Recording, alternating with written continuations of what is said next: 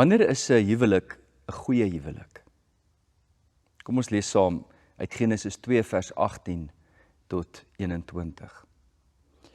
Ek gaan enkele verse uitlig uit hierdie gedeelte. Verder het die Here God gesê, dit is nie goed dat die mens alleen is nie. Ek sal vir hom iemand maak wat hom kan help, sy gelyke. Dan volg daar in die vertelling hoe uiteindelik die mens gekyk het na al die diere, die wilde voëls ensovoorts, vir hulle name gegee het. En dan kom die mens self met 'n skok agter. Nadat God gesien het, dis nie goed nie, kom hy agter, maar hier's iets nie goed in die skepping nie. En dit is juis sy alleenheid. En dan, wanneer God vir hom 'n lewensmaat gee, dan sê die mens, hierdie keer is dit een uit myself, iemand soos ek. Wanneer 'n mens die eerste hoofstuk van Genesis lees, dan val die ritmiese vertelling, daai frase jou heeltyd op, en God het gesien, dit is goed. Dit word oor en oor herhaal. Maar die verbreeking van hierdie verwagte ritme skree eintlik uit na 'n mens wanneer God sien dat iets in die skepping nie goed is nie. En dit is die alleenheid van die mens. Dis insiggewend dat die Hebreëse woord vir goed die woord tof is. Hou dit in gedagte. Die woord tof in Hebreëus verwys na dit wat goed is, heilsaam, aangenaam, voordelig. Dit is hoe dit moet wees, veronderstel is om te wees. Dis uitstekend, dit is hoe God dit bedoel het om te wees. So God se regstelling aan die alleenheid van die mens, laat hom uiteindelik by die plek kom dat hy sê, die lewe is goed. Die woord tof kom hier ter sprake. Die woord tof sal weer voorkom later, wel baie plekke in die Bybel, maar op 'n besondere plek as ek nou verwys na die boek Prediker. Ek weet nie hoe goed ken jy die boek Prediker nie, maar dis 'n boek wat jy moet in 'n goeie luim wees om Prediker te lees. Dis 'n baie pessimistiese boek. Jy weet, die bekende frase, alles kom tot niks. Maar om eerlik te wees, ons het 'n boek nodig soos Prediker, om ons te help om die brutaliteit van die lewe te sien. En wat gebeur in die lewe van die mens, wanneer ons afsloof vir verbygaande dinge. Maar hy lig ook die isolasie en die eensaamheid van die mens uit.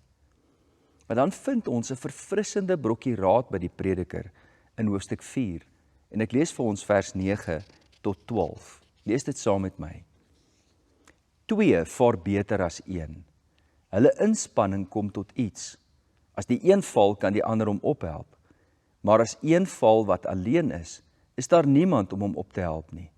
As 2 langs mekaar slaap, word hulle warm. Maar hoe sal een wat alleen is, warm word? Een alleen kan oorweldig word. 2 saam kan weerstand bied. 'n 3-dubbele tou breek nie maklik nie. As 'n mens die Hebreëse teks lees, dan val dit jou op, dis asof dit jou in die oog spring, dat die eerste woord wat gebruik word, is die woord tof, tovim. Goed is dit.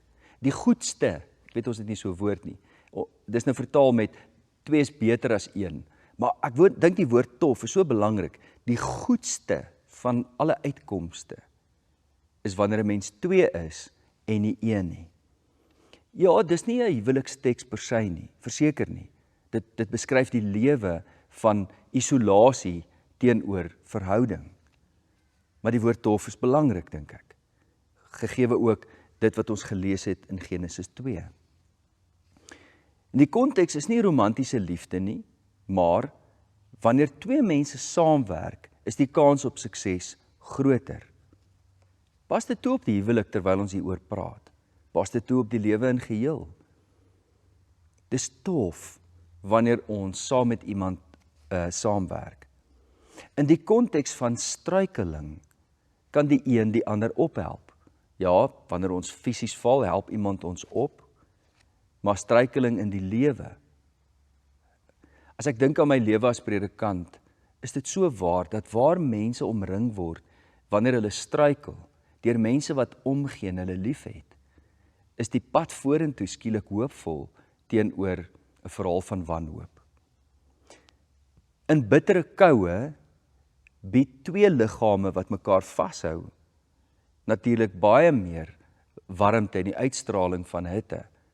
Ja, dit kan na huwelik verwys, na twee mense wat saam slaap, maar ons weet dit ook in verhale van oorlewing, in uiterste weersomstandighede, waar mense wat saam mekaar vashou, uiteindelik kan weerstand bied teen verkleuming.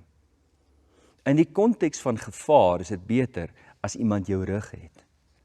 'n driedubbele tou breek nie maklik nie. Hier neem Prediker eintlik die verhaal verder en hy neem ons na die plek toe van gemeenskap, waar nie net een of twee mense by mekaar is nie, maar 'n hele gemeenskap saam staan. Gemeenskap is beter as individualisme. Die lewe is moeilik, maar daar is een kragtige teenmiddel, sê die Prediker, en dit is saam wees. En so besluit 'n mens om die raad van die Prediker te volg en in die huwelik te tree, om met iemand te trou. Alleenheid is nie tof nie, is nie goed nie. Maar nou kom die lewe met al sy wreedheid en al die realiteit daarvan, soos Prediker dit genoem het. En ook hier kom die skadu's van ons bestaan en val oor ons. Dis eintlik in terme van huweliksvoorbereiding 'n aaklige gesprek om te hê, maar ons moet dit hê. Ongeveer 50, party lande meer as 50, ander lande net onder dit, maar ongeveer 50% van eerste huwelike eindig in egskeiding. 'n Mens sal dink dat ons lesse leer uit die eerste huwelik, maar tweede huwelike se egskeidingssyfer is nog hoër, rondom 60%. Iets om oor na te dink vir die moeilike tye in ons lewe, of ons nie maar moet vasbyt en daardeur werk nie. Terwyl ons oor hierdie tema praat, besef ons net dat in hierdie konteks van egskeiding is nie deel van die tolf van die lewe, van wat goed is nie. Ek weet, dit is slegte nuus as ons sê 50% van huwelike eindig in egskeiding. Maar kom ons kyk na die glas wat half vol is. Klaarblyklik kry die helfte van egpare dit reg om getroud te bly en hopelik om gelukkig getroud te bly. Ons het in 'n vorige opname het ons gepraat oor die 4 ruiters van die Apokalips. En daardeur het die navorsing van John Gottman vir ons gewys, wat is dit wat maak dat 50% van paartjies in die egskeidingshof eindig? Kan jy onthou watter dit is? Dis kritiek, veragting, verplasing van skuld en onttrekking, stonewalling. Ek stel baie meer belang in dit wat daardie 50% van mense se verhoudings laat werk, as om bloot te kyk na dit wat skeefloop. So wat doen paartjies wat gelukkig is of wat getroud bly, om gelukkig getroud te bly? Ek bly verwys na John Gottman, maar hy is die voorste navorser in die wêreld op die terrein van die huwelik. En wat hy bevind het, is dat die navorsing sê vir ons dat baie van die soort van volkswyshede wat ons het, nie regtig geldend is nie. Kom ek illustreer. Hy sê, in sy navorsing het hy 3 soorte paartjies leer ken. En natuurlik is daar skakerings daarvan, maar kom ons vir die doel van die gesprek deel dit op in 3 soorte huwelike. Die eerste een is die validerende huwelik, waar paartjies gereeld die nodige opofferings maak. As daar 'n risie opkom of 'n bietjie van 'n skermutseling oor 'n opinie waaroor hulle verskil, bly hulle kalm, hulle bly volwasse, hulle bly mooi praat met mekaar, sag, hulle luister na mekaar, en op 'n baie sinvolle manier kan hulle dit wat opkom waaroor hulle verskil, kan hulle hanteer en agter hulle sit en hulle kan vorentoe beweeg. Kenmerkend van hierdie paartjies is dat hulle baie tyd saam spandeer, gereeld saam praat, dat hulle in hulle dag afsprake oopmaak vir mekaar, sodat hulle mekaar se wêrelde bly ken. Ons sal 'n ander keer daaroor praat, maar hy sê, dit gaan oor die bou van maps of meaning. Paartjies ken mekaar, hulle weet wat hulle gunsteling kos, dit wat vir hulle interessant is, hulle stokperdjies, dit wat hulle gelukkig maak. Goed, so dis die validerende huwelik. Die ander soort huwelik wat hy gevind het mense het, is die konflikvermydingshuwelik. Nou ek dink toe ek jonger was, sou ek dink, dis 'n baie goeie idee om 'n konflikvermydingshuwelik te hê. Paartjies wat sê, ons het nog nooit beklei nie. Maar dit is baie interessant, dat in so 'n verhouding, ja, daar's nie konflik nie, maar baie keer is daar ook bitter min koneksie. Met ander woorde, daardie moeilike temas wat paartjies weet vir ons dalk rusie gaan bring, hulle begin sulke draaie om dit loop. En in die proses begin hulle draaie om mekaar loop. En as jy dit nou so voorstel met 'n veld, dan sou daar sulke brakkolle in hulle verhouding wees. En as hulle nie pas op nie, word daardie brakkolle al groter en die gevaar al groter dat hulle mekaar begin vermy. En so 'n huwelik kan later baie eensaam wees. Van buite af dink mense, hulle het so gelukkig gelyk, ons het hulle nooit oor beklei nie. Maar die afstand tussen hulle het groter geword. Die derde verhouding en die soort huwelik waarvan hy praat, is die volatile marriage, die volatiele huwelik, die plofbare huwelik. Ja, in hierdie huwelike gaan dinge rof. Die bure weet wanneer daar moeilikheid is in so 'n huwelik. Hulle verskil van mening met mekaar, hulle het sterk opinies, hulle probeer mekaar oortuig, soms trek daar 'n koppie deur die lug of 'n vuis teen 'n deur. In gevalle kan so 'n verhouding 'n skadukant hê met verbale mishandeling of selfs fisiese geweld. En as 'n mens so daarna kyk, dan wil 'n mens dalk die ou film in gedagte roep, The Good, The Bad and The Ugly van huwelike. Ek dink jy sal met my saamstem dat ek weet nie of jy ook so voel nie, maar ek sou baie graag 'n validerende huwelik wil hê, waar alles net so kalm en rustig en volwasse hanteer word. Dit sal wonderlik wees. En ek sou gedink het, en toe ek jonger was, het ek so gedink, dat dit die enigste huwelik is wat regtig kan werk, waar sulke ekstreme voorbeelde van of vermyding of aan die ander kant van beklei, wat vir huwelike sal vernietig. Maar weet jy wat is interessant? Egskeidings het eweveel voorgekom onder al 3 hierdie soorte huwelike, wat John Gottman en die navorsers geweldig verbaas het daaroor. Wat is dit dan wat maak dat sekere paartjies by mekaar kan bly en ander se verhoudings tot 'n einde kom? Hier is 'n baie interessante ontdekking van die wetenskap. Daar was een gemeene deler wat al hierdie paartjies gehad het. Kan jy dink wat dit is? Dink vir 'n oomblik. Wat is dit wat maak dat sommige huwelike by mekaar kan bly? Of hulle nou baie kalm en rustig met mekaar omgaan, of hulle mekaar vermy in konflik, of hulle konflik vermy, nie mekaar nie, konflik vermy, aan die ander kant, of hulle verskriklik baie beklei. Hier is die antwoord. Die paartjies wat die vermoë het om wat hy noem the magic ratio 5-to-1 te kon fasiliteer in hulle verhoudings, hulle het by mekaar gebly. Die magiese verhouding van 5-tot-1, goeie tye tot slegte tye. Komplimente teenoor kritiek. Vrede maak teenoor beklei. En 'n mens kan soveel voorbeelde noem van hoe mense hierdie verhouding van 5-tot-1 by mekaar hou. Maar basies wat dit beteken, so hy gebruik een beeld en sê, kom ons sê daar's 2 luidsprekers in 'n verhouding.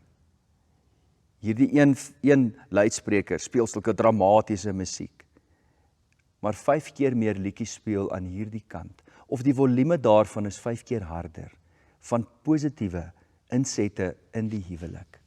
Dus, die volatiele paartjie, die plofbare paartjie, hulle is die paartjie wat miskien verskriklik hard beklei, maar hulle maak nog harder op. Hulle het soveel meer prettige tye saam. Weet, hulle hou vakansie op ekstreme wyse en net so passievol as wat hulle kan beklei, kan hulle mekaar se geselskap geniet. Die paartjie wat baie selde konflik het, moet net sorg dat hulle nie so selde ook goeie tye saam spandeer nie. Daardie positiewe interaksies van wat daardie 5 teenoor die 1 opmaak, is goed soos om belangstelling te toon in mekaar se lewe. Hoe was jou dag? Hoe gaan dit by jou? Om in te check by mekaar, om liefdevol op te tree, om te wys jy gee om, waarderings uit te spreek, vir klein goedjies. Dankie vir vanoggend se koffie, dankie dat jy die kinders gaan haal het. Dankie dat jy, toe ek die kar gestamp het, kalm en rustig gebly het. Dankie dat jy die kar skoon gemaak het. Dankie dat jy kos gemaak het. Dankie vir die skottelgoed. Die waarderings van elke dag. Om besorgdheid te wys oor die ander persoon. Om empaties te wees. Aanvaardend te wees. Om humor te gebruik. En om vreugdevol teenwoordig te wees. Om die atmosfeer in die huis lekker en lig te maak. Dis lekker om by die huis te kom. Jou lewensmaat is bly om jou te sien as jy by die huis kom. Teenoor, skop die deur oop, gooi jou tas daar een kant neer en mor oor die dag. Jy kies die energie in die huis. Dis interessant as 'n mens aan hierdie positiewe kant lees teenoor wat ons vroeër gesê het, wat daai een ding opmaak van kritiek, veragting, verplasing van skuld, onttrekking. Wat is nog aan hierdie kant? Wat vir my interessant is van hierdie 5 punte, nee, of kom ons sê die swaarder kant van die verhouding waar dit goed gaan, wat meer gewig moet dra. Sê John Gottman, dis nie die fascinerende goed soos die diamantring geskenk. Ek dink nie iemands gekant daarteen noodwendig nie, maar dis nie hierdie groot geskenke, 'n Leatherman of wat ook al, wat noodwendig verhoudings so goed maak werk nie. Hy sê, hy noem dit the countless little ways in which people turn towards instead of away from each other. Dis my verskriklike mooi beeld. Dis die ontelbare klein maniertjies hoe paartjies na mekaar toe draai. Die manier hoe paartjies oogkontak behou in steede van om weg te kyk. Om na mekaar te bly kyk, om met sagte oë te kyk. En al sê ek stem nie saam met jou nie, help my om dit te verstaan. Die egtheid in jou omgee teenoor die persoon. Vriendelike gesigsuitdrukkings, die verskil tussen, jy weet, ons gesigte spreek 1000 woorde en emosies. Die waardering vir die ander persoon, dis iets wat ek hard aan moet werk. Ek is nie 'n persoon wat noodwendig sê wat ek dink nie. So ek sal partykeer dink jy lyk mooi, of ek sal dink, joh, dit was lekker kos, maar ek sê dit nie noodwendig nie. So ek moet hard daaraan werk om te sê wat ek dink en om doelbewus komplimente uit te spreek. Hoflikheid. Jy weet, ons kan so baie keer vir die wêreld 'n gesig wys van, jy weet, al is ek gefrustreerd by my werk, ek kan nie daar bekostig om my koel te verloor nie. So ek bly professioneel, ek bly ordentlik, ek bly hoflik, al voel ek in my binnekant. Maar as ek by die huis kom, dan kan ek mos nou vrye teels gee aan my frustrasies en my emosies. Aanraking. Ek weet ons is nie almal touchy-feeling mense nie. Manne, sit net jou hand op jou vrou se skouer. As jy by die huis kom, gee haar 'n drukkie wat jy jou hande, jou arms om haar skouer sit en tel tot 10. Ek praat nie hier as die guru nie, ek praat as die een wat leer, wat by my vrou moet leer, hoe sy waardering en liefde ervaar. Speelsheid in die verhouding. Ja, die lewe kan soms so ernstig raak. Ons lag nie meer nie, ons speel nie meer nie, ons het nie pret nie. Jy weet, as jy so na 'n kind kyk, dan herinner jy jou aan die speelsheid daarvan. My jongste sal byvoorbeeld sê, "Pappa, kom kielie my." Jy weet, en dan is ons op die bed en ek kielie haar, sy lag haar asempie uit. En 5 minute later, dis 'n koneksie wat daar is. Die speelsheid in 'n verhouding, van om grappies te maak. Hou op om so geïrriteerd te wees met mekaar as die ander een jou bietjie terg oor dit of dat. Lag saam, geniet jou tye saam. En baie belangrik wat John Gottman sê, herstel, repair. Almal van ons het ons afdag. Ons raak geïrriteerd, ons raak kort af. So gou as moontlik keer terug na die verhouding en herstel. Daar's 'n interessante bevinding van John Gottman wat my diep laat nadink het oor hoe verkeerd ek was toe ek jonger was. Toe ek jonger was, het ek gedink, ek sal 'n huwelik wil hê waar ek nooit beklei nie, waar daar nooit konflik is nie. Ek het gedink, ek gaan my vrou in die biblioteek ontmoet. Ek gaan so kyk, en ek gaan haar sien, en sy gaan my sien, en ons hoef nie eens eintlik te praat nie, ons gaan net so, ek weet wat jy dink, en jy weet wat ek dink. En ons gaan nooit beklei nie, ons gaan nooit stry nie, ons gaan net oor alles saamstem, en ons gaan net so kalm en rustig hanteer. Maar wie is interessant? John Gottman het in sy navorsing bevind dat wanneer paartjies in hulle navorsing aan die begin van hulle huwelik gesê het, ons het nog nooit beklei nie, was dit geen goeie teken nie. Binne 5 jaar was daardie paartjies meer dikwels in diep moeilikheid as die paartjies wat in die begin gesê het, ja, ons beklei, ons verskil van mekaar. Want hulle het nooit geleer om konflik uit te sorteer nie. En wat baie keer daar gebeur is, soos ek vroeër gesê het, hulle begin draaie loop om mekaar, of een van die twee partye moet hulle stem opgee. Ek stem maar net in. Want ek weet, as ek van jou verskil, dan is daar drama in die huis. En nou word die een persoon al kleiner en kleiner en kleiner. En bære hulle diepste behoeftes al dieper weg in die solder van die huwelik. Daardie huwelike het niks goeds voorspel nie. So dit lyk vir my, kom ons sê nou, 'n ratio van 5 tot 1 is baie goed. Maar 'n ratio van 10 tot 0 of 12 tot 1 is nie noodwendig 'n goeie ding nie. Ons het nodig ook om in 'n verhouding, en Annika het in 'n vorige gesprek het sy in hierdie kursus daarna verwys. Ons het nodig om mekaar ook verantwoordbaar te hou. Soms het ek nodig dat my vrou my ontstel deur vir my te sê, ek dink nie jy het nou reg opgetree nie. Dit mag konflik bring, maar daai lewensmaat tree ook op as 'n korrektief in my lewe, om my eerlik te hou oor myself, en om my uit te wys op die blinde kolle in my bestaan, die foute wat daar is. So paartjies het ook nodig om 'n gesonde mate van konflik te hê.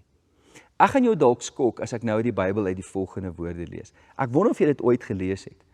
Ek het, soos in laas jaar, het my goeie vriend, wat 'n Bybelwetenskaplike is, het my op hierdie woorde gewys in Efesiërs 4 vers 25 tot 27. Luister mooi. Word kwaad. 'n Opdrag. Word kwaad. Word kwaad in jou lewe. Daar's dinge om oor kwaad te word. Word kwaad in jou huwelik. Word kwaad vir jou kinders. Word kwaad vir die mense om jou. Word kwaad vir jouself. Word kwaad, maar moenie sondig nie. Laat die son nie ondergaan oor julle woede nie. Moenie vir die duiwel plek gee nie. Ek dink hierdie woorde het ek so lank misgelees. Ons mag kwaad word vir mekaar. Dis fascinerend, soms in 'n verhouding dan sien die een persoon die ander persoon is nie lekker nie, sê, wat is fout? Niks. Want ons is geleer, ons mag nie kwaad word nie. Maar kan jy dink as ons dit kan verander en jy vra vir iemand, wat's fout? En die ander persoon sê, ek is kwaad vir jou. Maar jy doen dit op so 'n manier dat jy oop en eerlik vir die ander persoon sê, ek het hierso 'n legitieme klagte of ongelukkigheid oor ons verhouding en ek wil graag met jou praat daaroor. So uiteindelik lyk dit dus vir my of 'n goeie huwelik, 'n huwelik wat ons kan beskryf as tof, tog insluit dat al verskil ons persoonlikhede, dalk is ons baie gematig, dalk is ons konflikvermydend, dalk is ons meer plofbaar, maar hoe dit ook al sê, hoe so 'n huwelik ook al kan werk, lyk dit tog vir my of as paartjies die vermoë het om daardie 5 tot 1 ratio te hou van goeie tye tot slegte tye, dan kan ons uit die situasie beweeg waar ons vasval en ander paartjies kies om 'n einde te maak aan die verhouding. En dink nou terug aan alles wat ons tot nou toe gepraat het oor 'n geesvervulde huwelik, oor die gawes van die Gees en hoe dit ons help om daardie ratio van 5 tot 1 in plek te hou. Maar die huweliksformulier neem hierdie gesprek baie mooi saam oor wat is 'n tof huwelik, 'n goeie huwelik. En dit sluit konflik in. Egpare se sorg vir mekaar word sigbaar daarin dat hulle in gehoorsaamheid aan die evangelie van Jesus Christus mekaar geestelik versorg. 5 aan die 5 kant. So leer ons om mekaar waarlik lief te hê en te dien. In die gebroke wêreld waarin ons leef, soos Prediker dit genoem het, kan daar konflik in die huwelik wees. Ek moet sê, as ek met huwelikseremonies hierdie sin lees, dan wil ek eintlik so grinnik. Dit wil my laat lag, want hoor hoe mooi diplomaties staan dit hier. In die gebroke wêreld waarin ons leef, kan daar konflik in die huwelik wees. Dis die realiteit. Maar luister mooi. Die liefde tussen julle twee moet God se liefde weerspieël. Geloof, gebed en gehoorsaamheid aan God kan verhoudings herstel. En dit is 'n tof huwelik, 'n goeie huwelik. 'n Huwelik wat nie alleen vir onsself van betekenis is nie, maar eintlik die pas aangee vir alle verhoudings waarin ons staan. Ek weet hierdie is nou 'n gesprek oor die huwelik wat ek pas gevoer het. Maar ek dink dit geld vir alle verhoudings, vir vriendskap, vir ouerskap, vir gemeentewees, vergaderings, kollegialiteit. Daardie verhouding van 5 tot 1 is vir ons eintlik 'n kaart van die liefde. Help ons om die wiskunde van die liefde te verstaan. Ek wil graag 'n gebed doen uit die liedboek van die kerk. En dit kom uit lied 536. Die tema is: Heer, ons bid vir hierdie egpaar. Kom ons bid dit saam. Heer, ons bid vir hierdie egpaar. Sterk hulle liefde meer en meer. Bind hul tweeheid tot 'n eenheid. Laat hulle lewe tot U eer. Maak hul huis vir hulle tuiste, vol geloof en vol gebed. Laat hulle ook in swaarder tye vas vertrou dat U sal red. Maak in voorspoed hulle dankbaar oor die seën wat U bring, en as teëspoed oor hul pad kom, dat hulle steeds oor U sal sing. Heer, omvou hul met U liefde, waar hulle lewe heen mag lei. Maak hulle diensbaar en geduldig, laat hulle altyd in U bly. In Jesus naam, amen.